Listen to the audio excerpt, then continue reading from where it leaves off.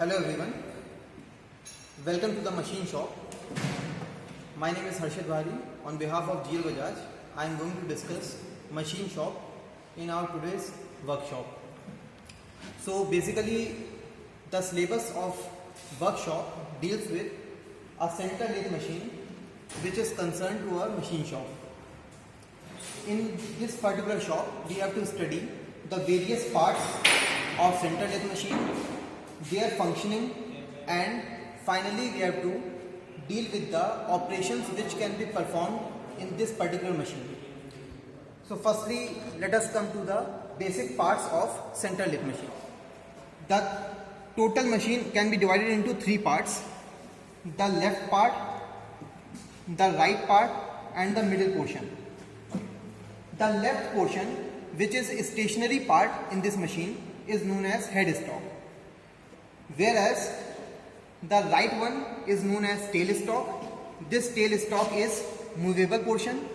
Similarly, the middle part is known as carriage, which is also a movable portion. Coming to the headstock consists of a chuck which is mounted on a spindle. A spindle is a hollow pipe or hollow rod on which this chuck is mounted, where we have to fix our workpiece.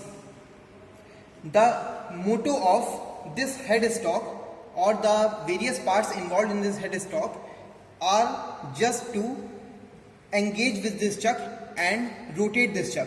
As you can see, if we on this machine, then this chuck rotates. So the whole arrangement in the headstock is used for the motion of this particular portion that is known as chuck. This chuck is basically a 3-jaw chuck. As you can see here, this chuck consists of 3 jaws. Similarly, we have a 4-jaw chuck in which there are 4 jaws. They have different uses in different circumstances. So a 3-jaw chuck is also known as universal chuck or self-centered chuck, in which whenever we fix a workpiece, then it always will come at the center of this chuck or the center of the central axis of this machine.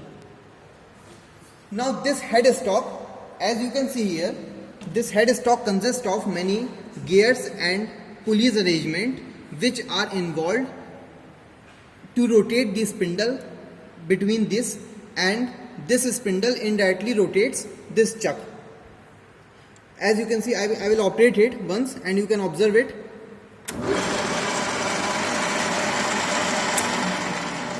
Now this motion, you can see there is a motor, 3-phase induction motor, which helps to rotate all these mechanisms, and finally the power is transferred to this chuck. The main function of this headstock is to rotate the chuck and behave in next operations.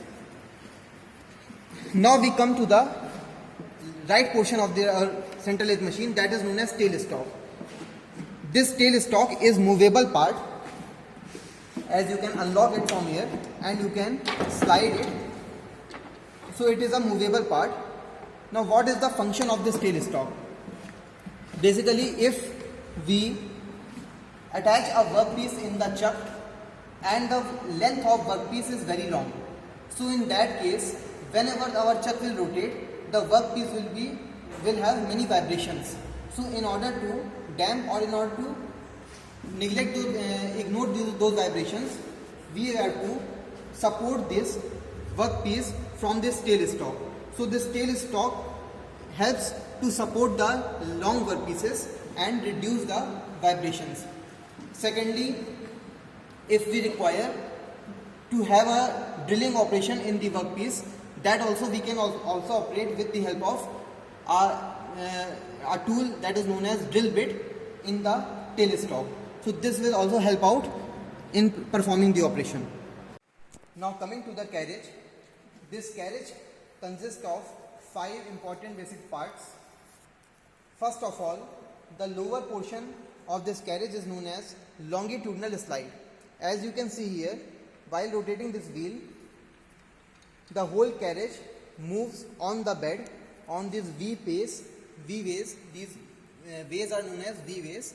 placed on the bed on which this carriage slides. So this is the longitudinal slide. With the help of this whole carriage slides over the bed. Second one, above this longitudinal slide, is known as cross slide. As you can see here, on moving this wheel, this above portion moves perpendicular to the axis of this bed. So this slide is known as cross slide as it moves perpendicular to the axis of bed. Above it, this portion is known as compound rest or compound slide. This is known for angular cutting of the workpiece. Whenever we require any angular cutting of the workpiece, then we use this portion which is known as compound rest.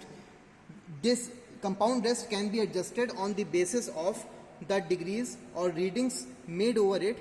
These are like protector. In the protector we can see as 0 degree, 10 degree, 20 degree. Similarly, here these readings are made, and using these calibrations we can set this compound rest so that we can do a taper turning or taper cutting.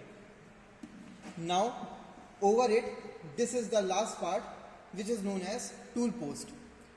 This is the topmost part of this carriage, and this portion finally is used to hold the tool.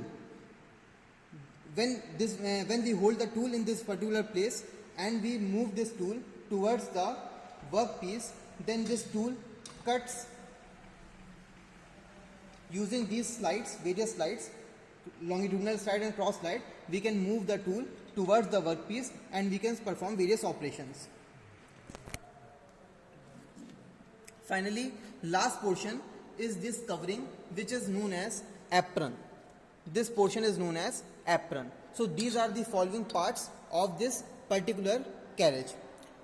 Now lastly, we would know about these two rods which are known as, first one is known as this above, this one is known as lead screw, and this rod is known as feed rod. These two rods are used for the automatic movement of this carriage.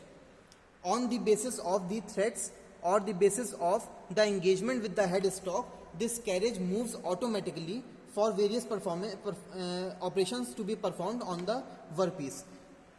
Whenever we are concerned with this lead screw is always used using threading operation only. Thank you.